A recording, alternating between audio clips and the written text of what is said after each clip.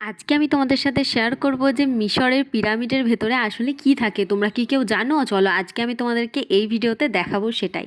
তো হ্যালো বন্ধুরা, আজকে কিন্তু চলে এসেছে একটা নিউ ব্লগ নিয়ে। আর আজকে কিন্তু আমরা গেছিলাম কলকাতার ইকো পার্কে। তো যারা জানো না তাদেরকে বলে রাখি যে কলকাতার ইকো পার্কে কিন্তু একদিনে কখনোই পুরোটা ঘোরা সম্ভব নয়। ঘুরতে গেলে তোমাদেরকে 2 থেকে 3 দিন তো থাকতেই হবে। আর আমরা যেহেতু এখানেই এখন থাকি আমার বরের পোস্টিংয়ের জন্য, সেই কারণে কিন্তু আজকে আমরা ঘুরতে চলে এসেছি। কারণ আজকে আমার বর একটু ফ্রি ছিল, তো সেজন্যই নিয়ে এলো। কিন্তু দুপুরের দিকে খোলা থাকে 12টা থেকে মনে হয় 8টা, সাড়ে 8টা অবধি।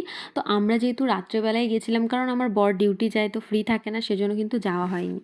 না হলে দিনের বেলা আরও হয়তো সুন্দর লাগবে, আমি ঠিক জানি না। তবে চলো আজকে শেয়ার করবো যে কীরকম কি আছে এখানে। আমাদের মতো যদি বাচ্চা নিয়ে যাও তাহলে কিন্তু খুবই অসুবিধা, কারণ বাচ্চা নিয়ে নিয়ে ঘোরাটা খুবই মুশকিলের ব্যাপার। আর কোলে করে, আর যেহেতু এগুলো হেঁটে হেঁটেই দেখতে হবে, তো সেজন্য একটু অসুবিধা তো হবেই। এখানে কিন্তু অনেক কিছুই ছিল, যেমন তাজমহল, ঝর্ণা, অনেক কিছু। তো তোমাদের সাথে সব কিছু শেয়ার করবো। ফার্স্টে আমরা চলে এলাম এই ফোয়ারার কাছে। দেখো ফোয়ারাগুলো কিন্তু দারুণ ছিল, আর সামনে থেকে এত ভালো লাগছিল, ওর বাষ্পগুলো আমাদের গায়ে চলে আসছিল আর খুবই সুন্দর লাগছিল। আমার মেয়ে তো এইসব প্রথমবার দেখছে, তাই ওর তো আরও সুন্দর লাগছে, মানে বিশেষ করে লাইটগুলো।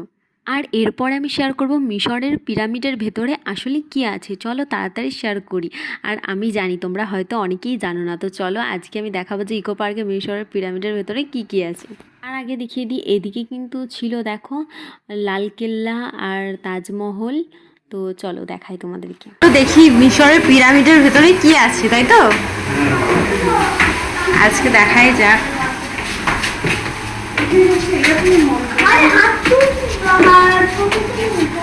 ছবি তুলবে এসো।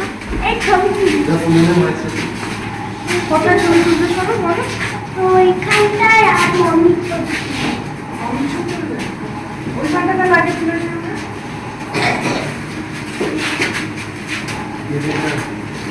মিউজিয়ামে মিউজিয়ামে গেলে আসল মনে